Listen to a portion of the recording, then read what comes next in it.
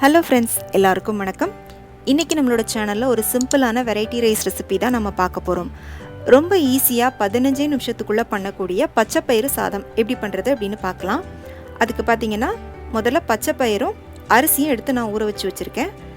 Measurement கப்புக்கு 1 cup அளவுக்கு நம்ம சாப்பாடு செய்ய பயன்படுத்துகிற பொன்னி புழுங்கல் அரிசி நான் எடுத்திருக்கேன். அதே கப்புக்கு 1/2 கப் அளவுக்கு பச்சைப்பயிறு எடுத்துகிட்டு ரெண்டையும் நான் நல்லா கழுவி சுத்தம் பண்ணிவிட்டு ஒரு அரை மணி நேரம் ஊற வச்சு வச்சுருக்கேன். நான் மெஷர்மெண்ட் கப்பில் அளந்திருக்கேன். நீங்கள் எந்த கப்பில் வேணாலும் அளந்து எடுத்துக்கலாம். குக்கரில் 2 டேபிள் ஸ்பூன் அளவுக்கு நல்லெண்ணெய் ஊற்றிக்கோங்க. எண்ணெய் நல்லா சூடானதும் 1 டீஸ்பூன் கடுகு உளுந்து போட்டுக்கோங்க. கடுகு நல்லா வெடித்து வந்ததுக்கப்புறமா 1 டீஸ்பூன் சீரகம் சேர்த்துக்கோங்க. கூடவே 5-6 பல் பூண்டு தோல் உரிச்சிட்டு போட்டுக்கோங்க.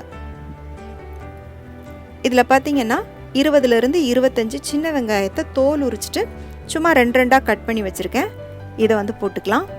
இப்போ சின்ன வெங்காயம் இல்லை அப்படிங்கிற பட்சத்தில் 2 பெரிய வெங்காயத்தை நல்லா மெல்லிசாக நீள வாக்கில் கட் பண்ணி போட்டுக்கோங்க. இப்போ கூடவே காரத்துக்காக ஒரு 3 பச்சை மிளகாவை நீள வாக்கில் கீறி போட்டுக்கலாம். கொஞ்சமாக கருவேப்பிலை போட்டுக்கோங்க.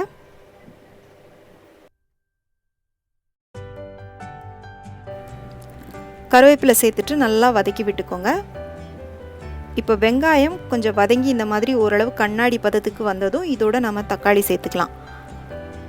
தக்காளி பார்த்திங்கன்னா இதில் கொஞ்சம் மீடியம் சைஸ் தக்காளி 3 தக்காளி நான் கட் பண்ணி வச்சுருக்கேன். நல்லா பழுத்த தக்காளியாக பார்த்து எடுத்துக்கோங்க. கொஞ்சம் பெரிய தக்காளியாக இருந்துச்சுன்னா 2 தக்காளி போட்டுக்கோங்க. தக்காளி சேர்த்துட்டு திரும்பவும் நல்லா வதக்கி விட்டுக்கோங்க. இப்போ இந்த தக்காளியெல்லாம் நல்லா வெந்து ஓரளவு கொஞ்சம் இந்த மாதிரி மசிஞ்சு வந்ததுக்கப்புறமா இதோட நம்ம மஞ்சள் தூள் சாம்பார் தூள் சேர்த்துக்கலாம். மஞ்சள் தூள் ஒரு 1/4 டீஸ்பூன் அளவுக்கு சேர்த்துக்கோங்க. சாம்பார் தூள் ஒரு 1/2 டீஸ்பூன் சேர்த்துக்கோங்க. வேறு எந்த மசாலாவும் இதோட சேர்க்க தேவையில்லை. பெருங்காயத்தூள் ஒரு 1/4 டீஸ்பூன் மட்டும் சேர்த்துக்கலாம்.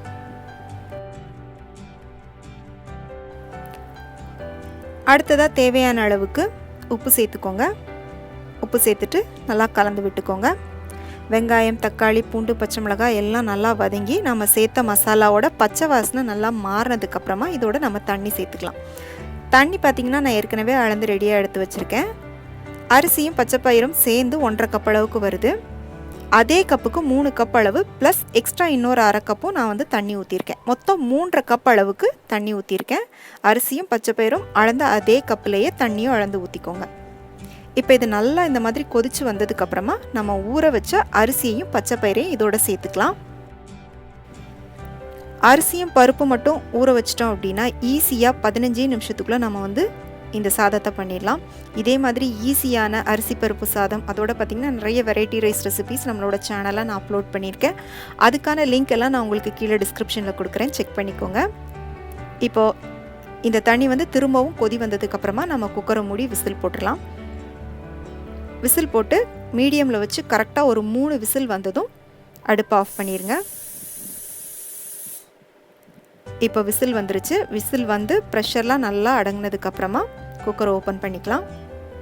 பாருங்கள், நம்மளோட பச்சைப்பயிறு சாதம் சூப்பராக ரெடி ஆயிடுச்சு. இப்போ கடைசியாக இதோட ஒரே ஒரு டீஸ்பூன் நெய் சேர்த்துக்கோங்க. நெய் சேர்க்கும்போது இன்னும் அதோட டேஸ்ட் ரொம்ப நல்லாயிருக்கும். கூடவே பொடி பொடியாக கட் பண்ண மல்லித்தழை கொஞ்சமாக போட்டுக்கோங்க. மல்லித்தழை பார்த்திங்கன்னா நீங்கள் வெங்காயம் தக்காளி வதக்கும்போது சேர்த்து போட்டு வதக்கலாம்.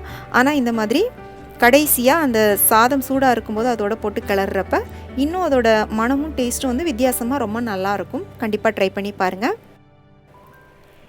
இப்போ நம்மளோட ரொம்ப ஹெல்த்தியான பச்சைப்பயிறு சாதம் ரெடி ஆயிடுச்சு. இதோட வாழைக்காய் வறுவல், உருளைக்கிழங்கு வறுவல் இதை சைட் டிஷ்ஷாக வச்சு சாப்பிட்டிங்கன்னா ரொம்ப நல்லாயிருக்கும். கண்டிப்பாக ட்ரை பண்ணி பாருங்கள். பிடிச்சிருந்துச்சு அப்படின்னா மறக்காமல் லைக் பண்ணிவிட்டு உங்கள் ஃப்ரெண்ட்ஸ் அண்ட் ஃபேமிலிக்கு ஷேர் பண்ணுங்கள். மீண்டும் வேறொரு ரெசிபியோடு சந்திக்கிறேன். நன்றி, வணக்கம்.